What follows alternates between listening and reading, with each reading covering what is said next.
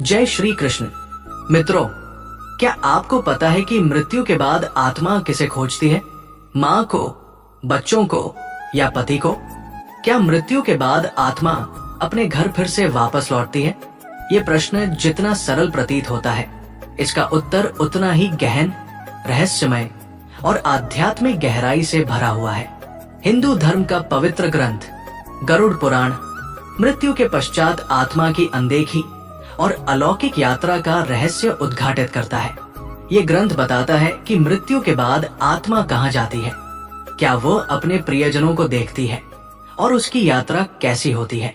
ये सब आत्मा के संस्कारों, उसकी गहरी इच्छाओं और मृत्यु के समय की मानसिक व आध्यात्मिक स्थिति पर निर्भर करता है। इस रहस्यमयी कथा में हम ये जानेंगे कि मृत्यु के समय आत्मा के साथ कौन सी अलौकिक घटनाएं घटित होती है, शरीर मृत्यु को कैसे स्वीकार करता है और कौन से सूक्ष्म संकेत प्रकट होने लगते हैं। आत्मा कब और कैसे शरीर से अलग होती है और उसे क्यों नहीं पता कि वो अब देह से मुक्त हो चुकी है। परिवार का शोक, विलाप और बिछड़ने की पीड़ा आत्मा की चेतना पर क्या प्रभाव डालती है, ये जानना केवल जानकारी प्राप्त करना नहीं, बल्कि आत्म चेतना की शुरुआत है। हिंदू धर्म में 18 महापुराण हैं और इनमें गरुड़ पुराण का स्थान विशेष है। ये न केवल मृत्यु के बाद की आत्मा की यात्रा को उजागर करता है, बल्कि उसकी अनकही पीड़ा, उसकी दिव्यता और कर्मों के प्रभाव को भी प्रकट करता है। गरुड़ पुराण में लगभग 19,000 श्लोक हैं, जिनके माध्यम से भगवान विष्णु ने अपने वाहन गरुड़ को वो परम ज्ञान प्रदान किया जो मृत्यु के बाद की आत्मा की अवस्थाओं को समझाता है। प्राचीन मान्यताओं के अनुसार गरुड़ पुराण का श्रवण मृत आत्मा को शांति और मोक्ष प्रदान करता है, साथ ही परिवार को आध्यात्मिक जागरूकता, मानसिक संतुलन और गहरी अनुभूति देता है। इस ग्रंथ के अनुसार मृत्यु से कुछ समय पहले व्यक्ति को सूक्ष्म संकेत मिलने शुरू हो जाते हैं, जैसे कोई दिव्य शक्ति उसे पुकार रही हो या कभी कभी पूर्वजों के दर्शन हो जाते हो। शरीर धीरे धीरे स्थिर होने लगता है, ठंडक पैरों से शुरू होकर सिर तक फैलती है और सांसों की गति अनियमित हो जाती है, कभी तेज तो कभी मंद। मृत्यु से ठीक पहले कुछ लोगों के चेहरे पर एक अलौकिक तेज दिखाई देता है, मानो उनकी आत्मा परमात्मा की ओर प्रस्थान करने को तैयार हो। जब जीवन की अंतिम लौ बुझती है, तब आत्मा शरीर की ऊर्जा की अंतिम तरंग से बाहर निकलती है, लेकिन उसे ये नहीं पता कि वो अब देह से अलग हो चुकी है। जिन लोगों ने जीवन में शुभ कर्म किए, उनकी आत्मा सहजता से निकलती है, जैसे फूल से सुगंध। लेकिन जिनके पाप अधिक होते हैं, उनके लिए ये प्रक्रिया पीड़ादायक और कष्टपूर्ण होती है। आत्मा के निकलते ही शरीर शांत और शीतल हो जाता है, लेकिन आत्मा भ्रम में रहती है। वो सोचती है, मैं जीवित हूँ, फिर मुझे कोई क्यों नहीं देख रहा। वो अपने परिवार को देखती है, बोलने की कोशिश करती है, लेकिन उसकी आवाज हवा में विलीन हो जाती है। उसे लगता है कि वो कोई स्वप्न देख रही है, लेकिन ये स्वप्न नहीं, उसकी चेतना की नई अवस्था है। जब घर में परिजनों का रोना धोना गूंजता है, तो आत्मा उन्हें शांत करना चाहती है। वो कहना चाहती है, मैं यही हूँ, लेकिन उसकी आवाज कोई नहीं सुनता। वो केवल हवा में कंपन बनकर रह जाती है।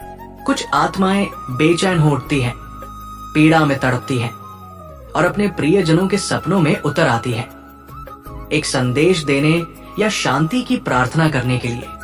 यह रहस्य केवल मृत्यु का नहीं, बल्कि जीवन के गहन अर्थ का भी प्रतीक है। मृत्यु के बाद आत्मा का अगला पड़ाव यमदूतों या देवदूतों का आगमन है। मृत्यु के कुछ समय बाद आत्मा एक नई हलचल अनुभव करती है। उसे लगता है कि कोई अदृश्य शक्तियां उसके समीप आ रही है। यदि आत्मा पुण्यवान है, तो देवदूत उसे सम्मान पूर्वक स्वर्ग की ओर ले जाते हैं, जैसे किसी राजा को उसकी सवारी पर बिठाकर। लेकिन यदि कर्म अंधकारमय हो, तो भयंकर यमदूत आते हैं, जो आत्मा को पकड़कर चीखों और भय के बीच नरक की ओर ले जाते हैं। ये यात्रा यही समाप्त नहीं होती। आत्मा को सबसे पहले उसके जीवन का दर्पण दिखाया जाता है। प्रत्येक पुण्य कर्म उसकी चेतना में संतोष और प्रकाश की किरण जलाता है, जबकि प्रत्येक पाप कर्म उसे भय और पश्चाताप से भर देता है। यमदूत कहते हैं, अब तुम्हारा इस लोक में समय समाप्त हुआ, अब कर्मों का फल भोगो। गरुड़ पुराण के अनुसार मृत्यु के बाद आत्मा 13 दिनों तक इस लोक में रहती है, लेकिन ये अवस्था सामान्य नहीं होती। ये एक गहन और अदृश्य यात्रा का प्रारंभ है। पहले 3 दिन आत्मा भ्रम, मोह और अज्ञान में डूबी रहती है। वो अपनी मृत्यु को स्वीकार नहीं करती। वो अपने घर में भटकती है, प्रियजनों से बात करना चाहती है, लेकिन उसकी आवाज कोई नहीं सुनता।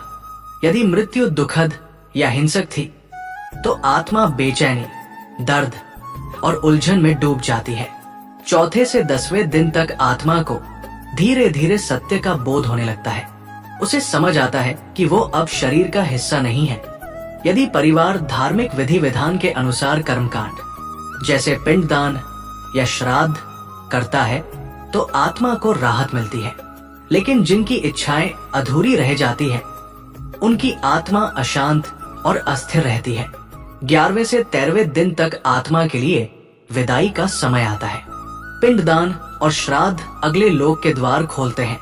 जिन्होंने जीवन में धर्म और पुण्य कमाया, उन्हें देवदूत स्वर्ग की ओर ले जाते हैं, जबकि जिन्होंने पापों का बोझ ढोया, उन्हें यमदूत नरक की ओर ले जाते हैं। आत्मा कैसे संकेत देती है?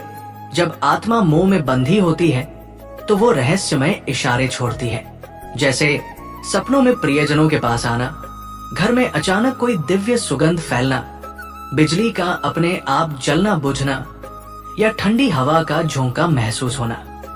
गरुड़ पुराण कहता है कि मृत्यु के बाद आत्मा स्थूल शरीर छोड़ देती है, लेकिन उसकी सूक्ष्म चेतना बनी रहती है।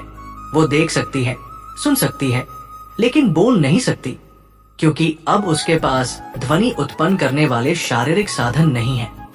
जब भावनाएं गहरी होती हैं, तो आत्मा बिना बोले भी संवाद कर लेती है। कभी वो सपनों में आती है, कभी कोई अलौकिक गंध छोड़ती है, तो कभी उपकरण अपने आप चालू बंद हो जाते हैं। ये सभी आत्मा के मौन संकेत है। मोक्ष प्राप्त आत्मा परमात्मा में विलीन हो जाती है और कभी वापस नहीं लौटती। स्वर्ग या नर्क गई आत्माएं अपने कर्मों का फल भोगती है, लेकिन जो आत्माएं अधूरी इच्छाओं के कारण भटक रही होती है, वे कभी कभी संकेत देकर सहायता मांगती है। गरुड़ पुराण के अनुसार पूर्वजों की आत्माएं पितृलोक में निवास करती है। जब वंशज श्रद्धा पूर्वक तर्पण या श्राद्ध करते हैं, तो ये आत्माएं प्रसन्न होकर आशीर्वाद देती है। यदि परिवार पर कोई संकट आने वाला हो, तो पितरों की आत्माएं संकेत देती है, कभी सपनों में तो कभी अंतर्मन में सूक्ष्म आभास के रूप में। यदि कोई दिवंगत आत्मा बार बार सपनों में आती है, तो ये महज संयोग नहीं, बल्कि एक सूक्ष्म संदेश है। कई लोग बताते हैं कि वे अचानक किसी दुर्घटना से बच गए, या उन्हें अनुभव हुआ कि कोई अदृश्य शक्ति उनके साथ थी। ये शक्ति संभवतः उनके पूर्वजों की आत्मा होती है, जो संकट के समय उनकी रक्षा करती है। जब घर में श्राद्ध, पिंडदान या धार्मिक पाठ होता है, तो आत्माएं प्रसन्न होकर सकारात्मक ऊर्जा से घर को भर देती है, जो परिवार को मानसिक शांति, सुरक्षा और समृद्धि प्रदान करती है। आत्माएं कभी स्वप्न, कभी विचार और कभी आभास के माध्यम से हमारे निर्णयों को प्रभावित करती है। ये एक सूक्ष्म संवाद है, जिसमें प्रेम, चेतावनी और आशीर्वाद छिपे होते हैं। आत्माओं को प्रसन्न करने के लिए प्रत्येक वर्ष श्राद्ध और पिंडदान करना चाहिए। गरुड़ पुराण, पितृस्तोत्र और महामृत्युंजय मंत्र का पाठ करें। साथ ही जरूरतमंदों को भोजन और दान दें। इससे पितरी आत्माएं प्रसन्न होती है और परिवार की रक्षा करती है। लेकिन जो आत्माएं अधूरी इच्छाओं में बंधी होती है, वे कभी कभी बाधक भी बन सकती है। उन्हें शांति देने के लिए विशेष पूजा, दान, मंत्र और जप आवश्यक है। क्या आपने कभी महसूस किया कि जब जीवन में सब कुछ डगमगा रहा हो, तब कोई अदृश्य शक्ति आपका मार्गदर्शन कर रही हो? ये शक्ति कभी आपके पूर्वजों की आत्मा होती है, कभी ईश्वर का संकेत और कभी आपके पुण्य कर्मों की छाया। अब हम उस प्रश्न पर आते हैं जो इस कथा का मूल है। मृत्यु के बाद आत्मा किसे खोजती है? माँ को, बच्चों को या पति को? ये प्रश्न जितना भावनात्मक है उतना ही रहस्यमय भी। इसका उत्तर गरुड़ पुराण, ब्रह्मा वैवर्त पुराण और संतों की वाणी में मिलता है। आत्मा सबसे पहले उस रिश्ते को खोजती है जिससे उसका मोह सबसे गहरा रहा हो। यदि माँ के प्रति अत्यधिक लगाव, सेवा, चिंता या अधूरी भावना रही हो तो आत्मा माँ को ढूंढती है। यदि संतान के प्रति गहरा भावनात्मक लगाव या अधूरी इच्छाएं रही तो आत्मा बच्चों के आसपास भटकती है। और यदि पति या पत्नी के साथ गहरा प्रेम, राग या अपूर्ण वादे रहे तो आत्मा अपने जीवन साथी को खोजती है। आत्मा भावनाओं की तरंगों से खींची जाती है, न कि रिश्तों की परिभाषा से। मृत्यु के बाद आत्मा के पास कोई नाम या पहचान नहीं रहती। वो केवल भावनाओं और संस्कारों की ऊर्जा बन जाती है जिसमें सबसे अधिक संकल्प, अधूरी बात या मोह बाकी हो। गरुड़ पुराण स्पष्ट कहता है कि मृत्यु के बाद आत्मा 13 दिनों तक अपने प्रियजनों के बीच रहती है। वो माँ के पास जाती है, पत्नी या पति के पास जाती है, बच्चों के पास जाती है और उस घर के हर कोने में भटकती है जहाँ उसकी यादें बसी है। लेकिन अंततः वो उसी जगह खींची जाती है जहाँ उसका मन सबसे अधिक अटका हो।